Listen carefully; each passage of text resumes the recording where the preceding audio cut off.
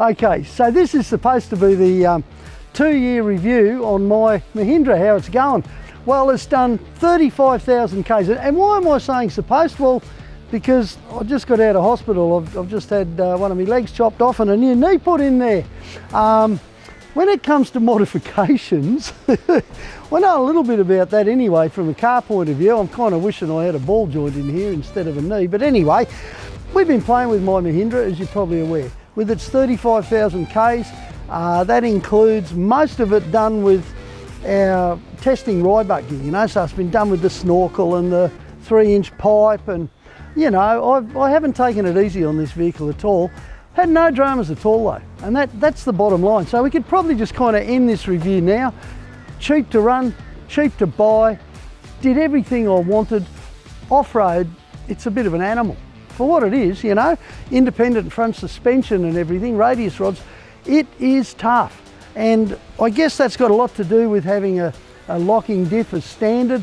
I've never been a huge fan of auto lockers, but when they work this well, you kind of get it. And they're solid from front to back. You know, mine's got the 6-speed manual ACEN box, the same as in a Hilux. It's the rest of it that's different, especially compared to a modern Hilux. You know, it's got a real chassis.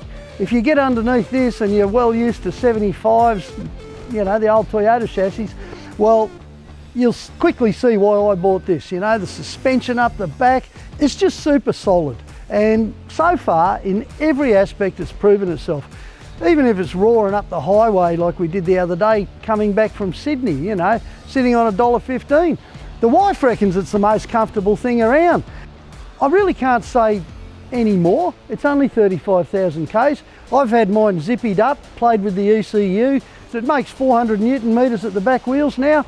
If anything was going to break, it would possibly have shown a few symptoms in that time, but it hasn't.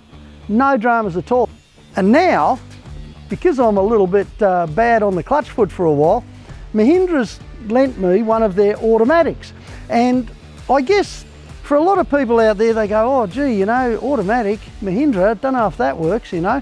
Well look, get over it. Have a good look at it for yourself. It's the identical vehicle in almost every way. It's got the same chassis, it's got the same heavy duty independent front suspension. It's got all the good bits, the locking diff, everything else. 6-speed automatic from the same company, ACEN, that's right, Toyota's company. It's got nothing but the best in it. Bosch ECU, all the rest of it. These motors are slightly different. They've upgraded them to some Euro compliance thingy. And so you've got the blue additive stuff with the automatic. That's about really the only difference. To drive it, it's absolutely glorious. To the point where, to some degree, I kind of wish maybe mine had been an auto, but I've always been a manual bloke. When you get one of these work packs, and I get asked this all the time, you know, is it Chinese? Well look, someone's got to make this point really loud, okay? India is a huge country, 1.3 billion people. Very, very clever people too. They've been building these forever. They're all over India. They're the world's largest, Mahindra is the world's largest tractor company, okay? You can tell I'm a really keen owner, all right? But if you were looking for something more solid, which I was when I bought mine, more solid, more simple, tougher, rougher, and a way more practical, then this is what you should be looking at. And this work pack is a great price too, just quietly, with the tray and the snorkel and the bull bar. But the reality is, some companies spend a fortune on advertising. Some companies just build really tough, simple vehicles. Have a look at the S11 automatic pickup. It ticks an awful lot of boxes. Good on you guys. I'll see you up at track.